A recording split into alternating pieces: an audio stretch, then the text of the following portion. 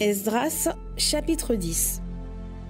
Pendant qu'Esdras, pleurant et effondré devant la maison de Dieu, faisait cette prière et cette confession, une assemblée très nombreuse de gens d'Israël, hommes, femmes et enfants, s'était réunie auprès de lui, et le peuple répondait d'abondantes larmes.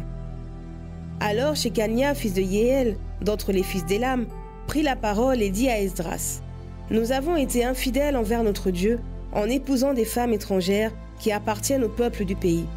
Mais maintenant, il y a encore une espérance pour Israël à ce sujet. Concluons dès lors une alliance avec notre Dieu pour le renvoi de toutes ces femmes et de leurs enfants, selon l'avis de mon Seigneur et de ceux qui tremblent devant le commandement de notre Dieu. Que l'on agisse d'après la loi. Lève-toi, car cette affaire te regarde. Nous serons avec toi. Fortifie-toi et agis. » Puis Esdras se leva et fit jurer aux chefs des sacrificateurs, des Lévites et de tout Israël de faire ce qui venait d'être dit. Ils le jurèrent. Puis Esdras se retira de devant la maison de Dieu et il alla dans la chambre de Yohanan, fils d'Eliakim. Quand il y fut entré, il ne mangea pas de pain et ne but pas d'eau, parce qu'il était dans le deuil à cause de la mauvaise action des anciens déportés. On fit passer dans Juda et à Jérusalem une proclamation selon laquelle tous les anciens déportés devaient se réunir à Jérusalem, et d'après l'avis des chefs et des anciens, quiconque n'y viendrait pas dans les 3 jours aurait tous ses biens confisqués et serait lui-même séparé de l'assemblée des déportés. Tous les hommes de Juda et de Benjamin se rassemblèrent à Jérusalem dans les 3 jours. C'était le 9e mois, le 20 du mois. Tout le peuple se tenait sur la place de la maison de Dieu, tremblant à cause de la circonstance et par suite de la pluie. Esdras, le sacrificateur, se leva et leur dit: « Vous avez commis une infidélité en épousant des femmes étrangères et vous avez rendu Israël encore plus coupable. Confessez-vous maintenant à l'Éternel, le Dieu de vos pères, et faites sa volonté. Séparez-vous des peuples du pays et des femmes étrangères. » Toute l'assemblée répondit d'une voix forte: « Oui, à nous de faire comme tu l'as dit. » Mais le peuple est nombreux, le temps est à la pluie, et il n'est pas possible de rester dehors. D'ailleurs, ce n'est pas l'œuvre d'un jour ou deux, car il y en a beaucoup parmi nous qui ont péché dans cette affaire. Que nos chefs restent donc pour toute l'assemblée, et tous ceux qui sont dans nos villes ont épousé des femmes étrangères viendront à des époques fixes avec les anciens et les juges de chaque ville, jusqu'à ce que l'ardente colère de notre Dieu se soit détournée de nous au sujet de cette affaire. Jonathan, fils d'Azaël, et Yazia, fils de Tikva, appuyés par Mécoulam et par le Lévite Chaptei, furent les seuls à combattre cet avis. Mais les anciens déportés agirent comme on l'avait dit. On mit à part Esdras le sacrificateur et des chefs de famille selon leur maison paternelle, tous désignés par leur nom, et ils siégèrent le 1er jour du 10e mois pour examiner la chose.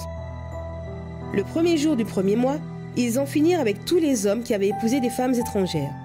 Parmi les fils des sacrificateurs, il s'en trouva qui en avaient épousé des femmes étrangères. Des fils de Josué, fils de Yosadak, et de ses frères Maaseia, Eliezer, Yarib et Guédalia. Ils s'engagèrent à renvoyer leurs femmes et à offrir un bélier à cause de leur culpabilité.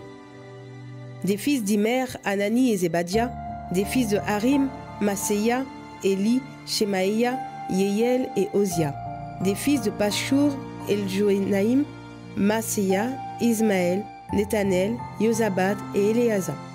Parmi les Lévites, Yozabad, Shimei, Kéla, appelé aussi Kélita, Pétaïa, Juda et Eliezer. Parmi les chantres, Eliakib.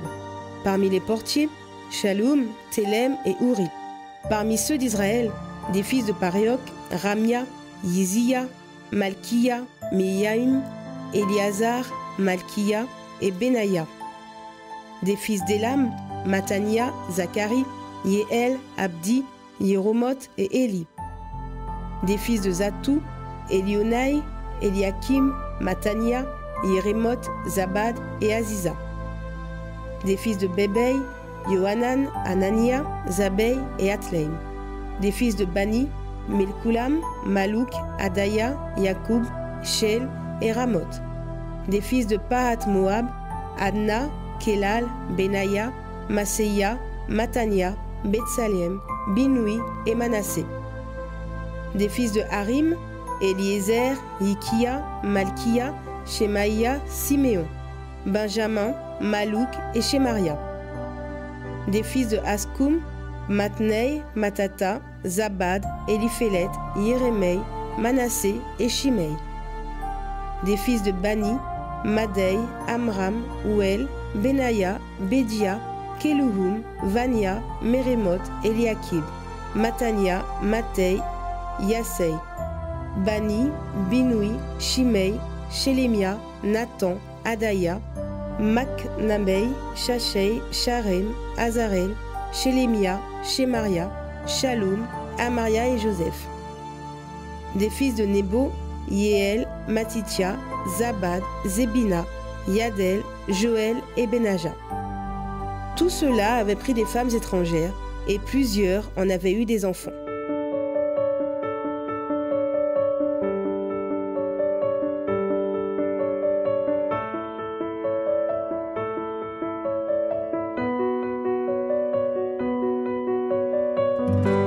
C'était votre lecture quotidienne de la Bible proposée par le Centre Média Adventiste, disponible en replay sur cma.adventiste.pf.